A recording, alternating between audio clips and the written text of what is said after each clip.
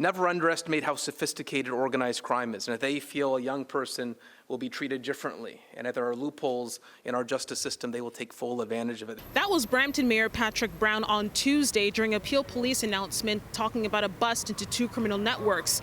Now, Mayor Brown making a fair point about some who know how to game the system, but lawyers we spoke with say the act still can hold youth accountable for serious crimes they're convicted of. It's not like the person is evading any consequences. They might still be in jail for a really long period of time, still under supervision. Trevin David is a lawyer with Daniel Brown Law. He says the act, which went into effect in 2003, helps maintain one of the main ideas that youth are fundamentally different than adults. Sometimes when someone is sentenced as a youth, the idea is that, except in very limited situations, that what happens with youth doesn't follow them until they're an adult, especially if they stay out of trouble. But when teens become allegedly involved in more serious crimes like home invasions or even murder, some wonder if the legislation, which is also meant to rehabilitate and reintegrate convicted youth, should still apply. You have to look at the circumstance of the offender. Why did they, or even the offense itself.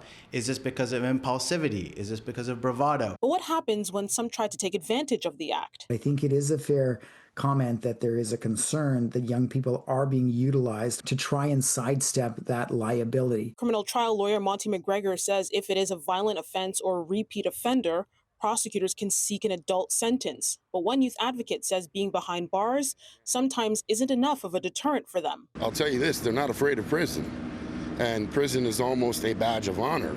What you see is young people ascribing to the wrong role models and ideology. McGregor believes there needs to be a deeper conversation on whether there are enough tools to keep youth from falling through the social cracks. If maybe we concentrated our resources more in a socialistic method and offered these people school and education, then that would be the appropriate resource. In rare cases, a judge can release the youth's identity, but only if it's ruled necessary for the public's interest. Now, given the digital age we live in now, we know that once something hits the internet, it's virtually impossible to get rid of. Lawyers we spoke with say only in rare cases does that risk need to be taken, but ultimately the identities of youth should be protected. In Toronto, Afua Baah, City News.